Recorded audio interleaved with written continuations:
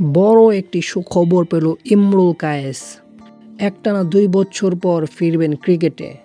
শ্রীলঙ্কা বনাম বাংলাদেশের টেস্ট সিরিজের পর শ্রীলঙ্কা আসছে বাংলাদেশে ওয়ানডে সিরিজ খেলার জন্য। ওয়ানডে সিরিজের জন্য ২২ সদস্যের প্রাথমিক দল ঘোষণা করেছে বিসিবি। এই দলে রয়েছেন ৬ জন ওপেনার: তামিম, ইমরুল, সৌম্য, লিটন, নাইম শেখ এবং শান্ত। আর মিডল অর্ডারে সাকিব আল হাসান ফিরছেন, সাথে থাকছে মুশফিক, রিয়াদ, সৈকত, মিঠুন ও আফিফ। স্পিনার রয়েছেন মিরাজ, শেখ মেহেদী, তাইজুল, নাসুম।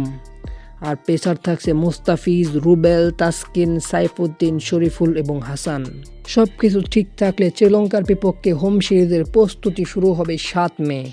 ২২ জন ক্রিকেটারকে নিয়ে হবে গ্রুপ প্র্যাকটিস। ১০ মে থেকে ১৬ মে থাকবে ঈদের ছুটি। শ্রীলঙ্কার বিপক্ষে হোম সিরিজের প্রস্তুতি হিসেবে ১৭ মে হোটেলে চেক ইন করবে টাইগাররা।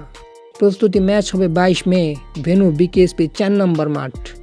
আর সেই প্রস্তুতি ম্যাচের পারফরমেন্স অনুযায়ী ২২ মে ১৬ সদস্যের চূড়ান্ত দল ঘোষণা করবে বাংলাদেশ। সবকিছু ঠিক থাকলে বাংলাদেশ শ্রীলঙ্কা ওয়ানডে সিরিজ হবে ৩ ম্যাচের।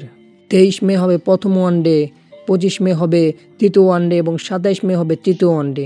এবং ৩টি ওয়ানডেই হবে মিরপুর হোম অফ ক্রিকেট ভেন্যুতে। সে যাই হোক, ৭ বছর পর শ্রীলঙ্কা এবং বাংলাদেশের ওয়ানডে সিরিজ আবার মাতবে। আর ২ বছর পর ইমরুল কায়েসকে মাঠে দেখা যাবে। যদিও চূড়ান্ত দলে ইমরুল কায়েসের নাম এখনও আসেনি, চূড়ান্ত দলের ঘোষণা আসবে ২২ তারিখ। তবে অপেক্ষায় থাকবো কি হয়, টাইগাররা ভালো পারফরমেন্স করুক। এই টিমটি নিয়ে আপনার মতামত কি? কমেন্ট করে অবশ্যই জানাবেন। ধন্যবাদ সবাইকে ভিডিওটি দেখার জন্য।